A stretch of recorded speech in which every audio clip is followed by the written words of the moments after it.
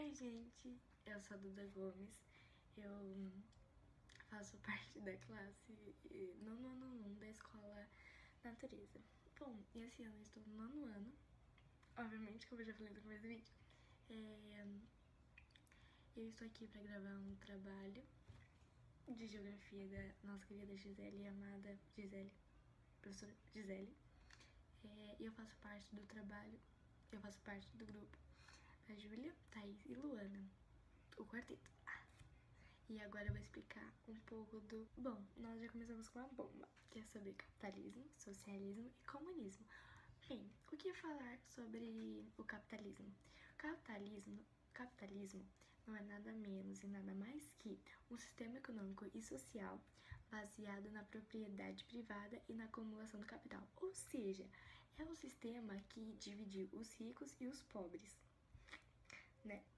Enquanto o socialismo é um sistema político e econômico baseado na igualdade, ou seja, acabaria com todos os problemas de desigualdade no mundo, o que demoraria muito, precisaria de uma revolução para chegarmos a um mundo socialista. Porém, é o que precisaríamos. O socialismo, ele visa uma sociedade sem classes, onde bens e propriedades passam a ser de todos, não só do governo como o capitalismo. E o objetivo é acabar com as grandes diferenças econômicas entre os indivíduos, ou seja, a divisão entre ricos e pobres, propondo a distribuição igualitária de renda e tirar propriedade privada do governo e deixar para todos. Enquanto o comunismo é a mesma coisa que o socialismo, praticamente, e centraliza a economia, controlando todos os investimentos. Aprendemos também sobre a partilha na África, que ocorreu a partir da Conferência de Berlim. A partilha da África, ela era composta por as potências imperialistas europeias com o objetivo de obter mercados consumidores e matérias-primas. Sendo assim, elas dividiram entre si, os países e essas potências, o continente africano. A partir da partilha, teve algumas insatisfações entre alguns países, o que deu origem a duas tríplices.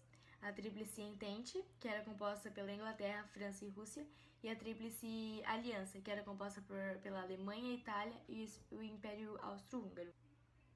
Isso tudo teve uma grande influência para essas tríplices, tiveram grande influência para que ocorresse a Primeira Guerra Mundial e também gerou muitos problemas, juro. E guerras civis que tem até hoje na África. Após a Primeira Guerra, a Alemanha teve que assinar o Tratado de Versalhes, ou seja, reduzir o seu exército, pagar várias indenizações e proibir a industrialização de arma, o que Hitler achou um desaforo e usou isso como um motivo para avançar seus planos imperialistas. Juntando-se com o Japão e a Itália, formando o eixo nazi-fascista, conhecido também como o eixo Roma-Berlim-Tóquio. Percebendo que o avanço imperialista da Alemanha estava muito rápido, o avanço foi imediato, assim, a Inglaterra declarou guerra à Alemanha. Bombas pra cá, bombas pra lá, foi se fazendo a Segunda Guerra Mundial. Criando muros por aí, sendo o principal o Muro de Berlim, que foi para evitar que os alemães passassem para a República Federal da Alemanha. O governo socialista decidiu construir o muro dividindo a capital alemã, que no caso foi em Berlim, então construíram o Muro de Berlim, até que foram se passando aí da guerra, no dia D, onde eles desconstruíram o muro com a ajuda de soldados e pessoas comuns. A Segunda Guerra Mundial, ela se baseou em pessoas nazistas e pura fascistas. Nazismo, que são pessoas nazistas no caso, que era o Hitler no caso, é um sistema político que reprimia as individualidades em favor da coletividade e se pregava a superioridade da raça alemã, enquanto o purafascismo é o sistema político nacionalista, imperialista e antidemocrático, que era bem semelhante também ao nazismo. Após a Segunda Guerra Mundial vem a Guerra Fria, que se baseia nas duas grandes potências da época, que no caso eram os Estados Unidos, que se formava através do capitalismo, e o RSS, que atualmente é a Rússia, que se baseava no socialismo, tentando convencer outros países a fazerem parte da sua potência, ou seja, os Estados Unidos eles tentavam convencer outros países a fazer parte do capitalismo, enquanto a mesma coisa acontecia com a URSS e o socialismo. Mas essas duas potências nunca se... A mesma coisa acontecia com a URSS e o socialismo. Mas essas duas potências nunca chegaram a se atacar realmente com bombas e tudo mais. Porém, na Guerra Fria ocorreu várias guerras civis em vários lugares. Por exemplo, na África, Cuba e China, Vietnã e muitos outros lugares. Eles criaram o Pacto de Varsóvia e o OTAN, que são a mesma coisa praticamente, só que o OTAN era capitalista, enquanto o Pacto de Varsóvia era sobre socialista. Resumidamente assim, o Pacto de Varsóvia eram alianças militares, os dois, ambos, tanto o OTAN também. Era um pacto entre os soviéticos para se protegerem de caso houvesse algum ataque capitalista, enquanto o OTAN era um acordo entre os Estados Unidos, Canadá e alguns países da Europa para se garantir caso houvesse uma terceira guerra mundial. Esses foram alguns tópicos que a gente aprendeu no primeiro bimestre, resumidamente tudo isso. E agora a Luana vai passar para o segundo bimestre. Oi galerinha, eu sou a Luana do nono ano 1 e hoje eu vim explicar para vocês o que nós aprendemos no segundo bimestre no ano de 2018. Então, no segundo bimestre nós vimos duas unidades, a unidade 4 e a unidade 5. A unidade 4 era o fim do mundo bipolar, que consistia nas Nações Unidas. As Nações Unidas eram organizações criadas para promover a cooperação internacional. Então, ainda na unidade 4, nós vimos o fim da União das Repúblicas Socialistas Soviéticas, que era o URSS naquela época, e a formação da CEI, Comunidade dos Estados Independentes. Após uma tentativa de golpe de Estado contra o presidente Mikhail Gorbachev, muitos países pediram sua independência. Isso levou ao fim ao URSS. Apesar da independência, alguns países decidiram manter um vínculo cujo objetivo principal era estabelecer um sistema econômico e de defesa entre as antigas repúblicas da União Soviética, assim formando a CEI. Já na unidade 5, nós vimos sobre a Europa e o quadro natural, que isso se encaixa no relevo.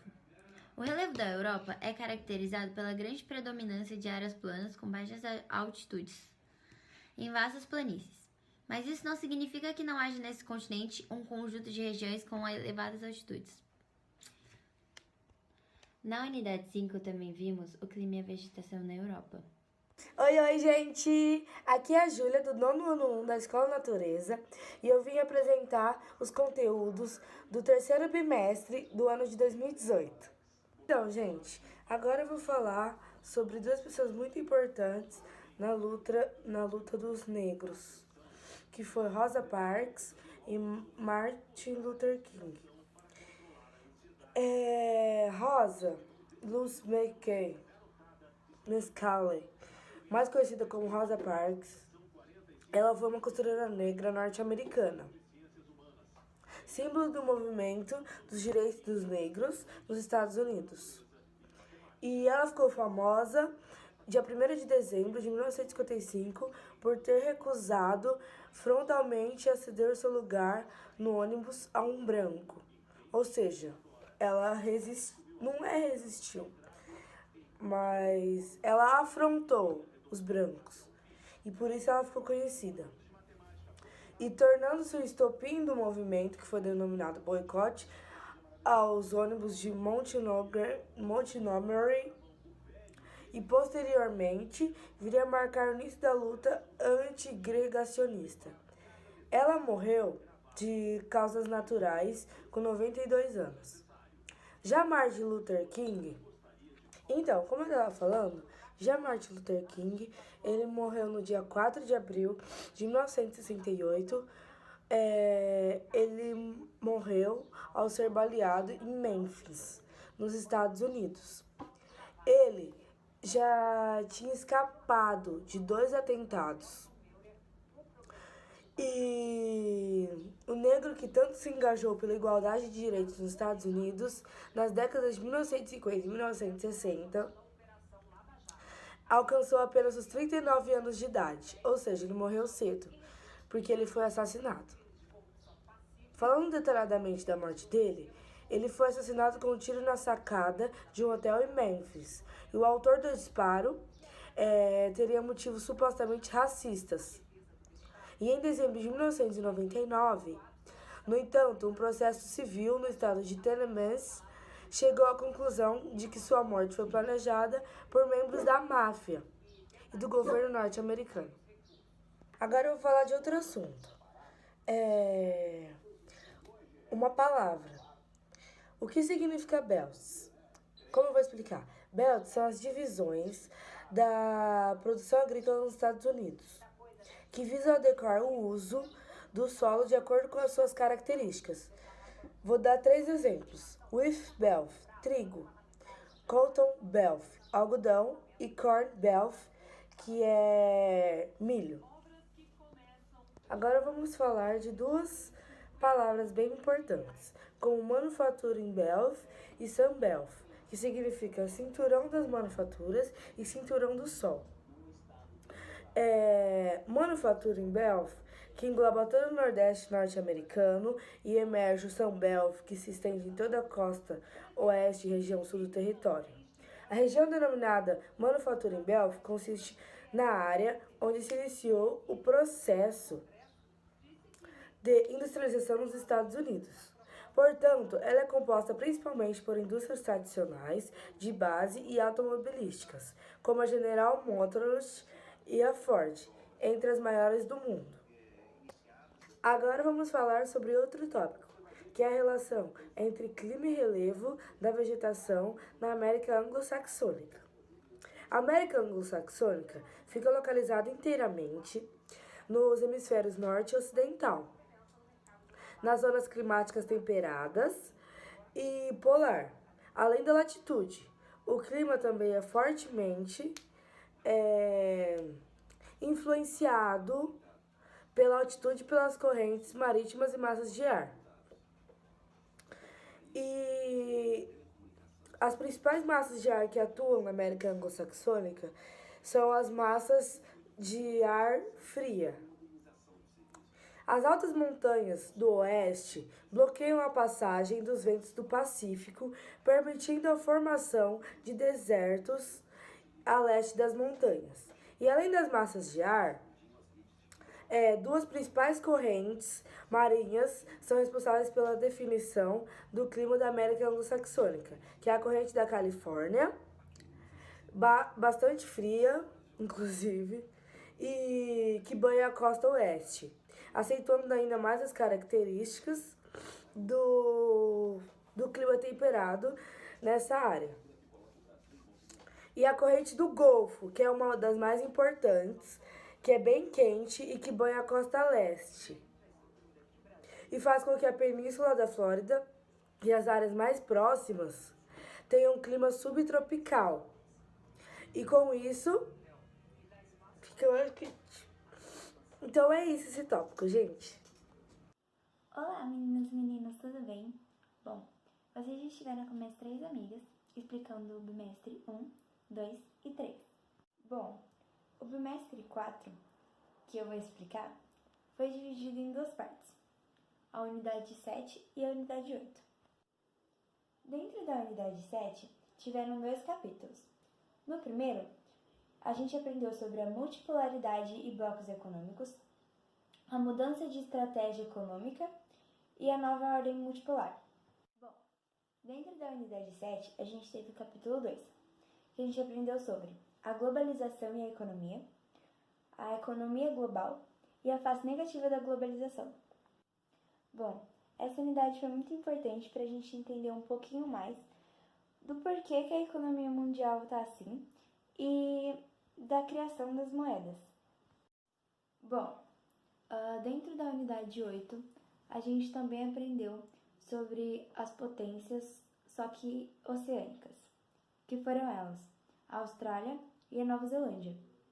Dentro desses dois lugares, a gente aprendeu os aspectos físicos. A importância da unidade 8 é que a gente aprende um pouco mais sobre as potências, a gente aprende sobre outros lugares, sobre outros continentes, sobre outros países, e isso faz com que desperte um novo interesse na gente de conhecer mais e mais e mais sobre os lugares do mundo.